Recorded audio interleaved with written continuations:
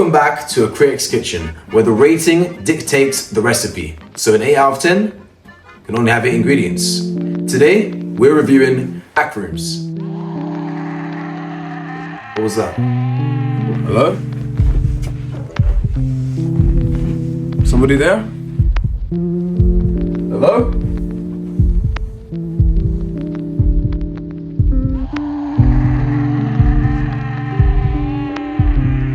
No, I'm good. Guys, I watched Backrooms 5 days ago and I left the cinema with my head spun. I really didn't know how to feel about this film, and being honest, I still don't. Backrooms was directed by Kane Parson, making him the youngest director in A24's history, and his youth shows, not in bad direction, but with a fresh new look into the series that he created. As a huge fan of the Backrooms lore and the original series, I was really curious onto what he would and wouldn't adapt. I believe the choice to not adapt and directly focus on so much of the original lore was a good thing, especially for general audiences. The set design really brought this world to life. The practical design worked exceptionally well, creating this creepy, uncanny valley, unnatural aesthetic. From the shoes blending into the ground to the off copies of everything in the real world, it really did look and feel like our world was blending into this mysterious other world. The acting from our two main leads was mostly convincing until one small part towards the end, but we'll touch on that later. Setting this gateway of the Backrooms in a furniture store was a great choice, and having an architect explore this ever-evolving liminal space was such an interesting decision that I really wish was further explored and expanded on. Him sort of like drawing and sketching the layouts of the Backrooms as he was mapping it out was something I wish I saw instead of being told later on happened. The design for the monsters was disturbing, unique, a copy of a copy of a copy. That sat with me after I left the cinema. It was less uncanny valley and more just a tragic imitation. Behind the monster there was this glimpse of a soul, and I really loved that. The biggest issue with this film is it jangles its keys constantly. By far, the best aspect of this film was the found footage from the Backrooms. From the scientists working to the employees mapping out the store.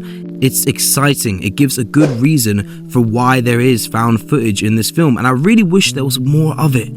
You never feel alone when you're inside the Backrooms. You can feel the presence of other beings constantly, and I loved how they kept certain reveals right until the end. However, with the ending, I find myself asking, is this a great film, or am I allowing my own theories and interpretations of certain aspects of this film affect my judgment?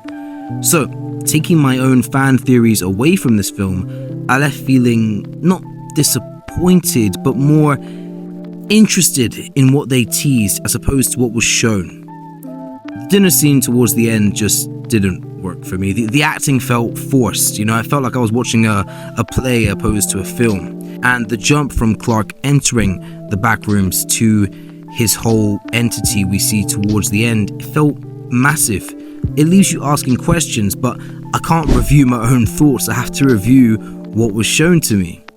And I just wasn't that interested in Clark's character. There's definitely something there that he could have done, but I was by far more interested in the therapist.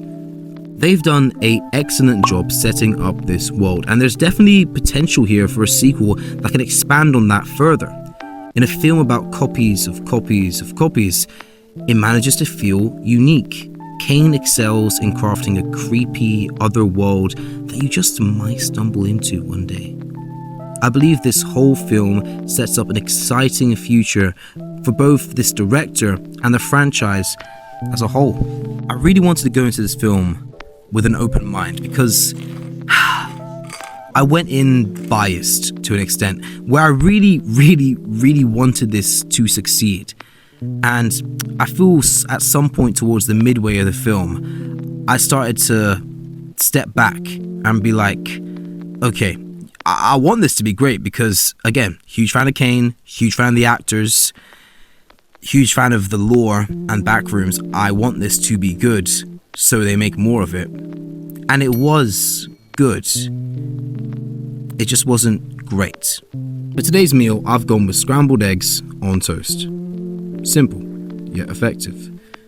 I give the Backrooms a 6 out of 10. A good film. I cannot stress this enough. A good film. That just leaves me wanting more. I really wanted to give this film a 7 or 7.5, and maybe I did. But I'll just leave that open to interpretation. Thank you for watching A Critic's Kitchen. What did you think of the Backrooms?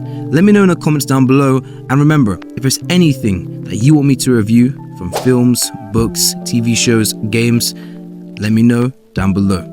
I'll see all of you guys in the next video. Peace.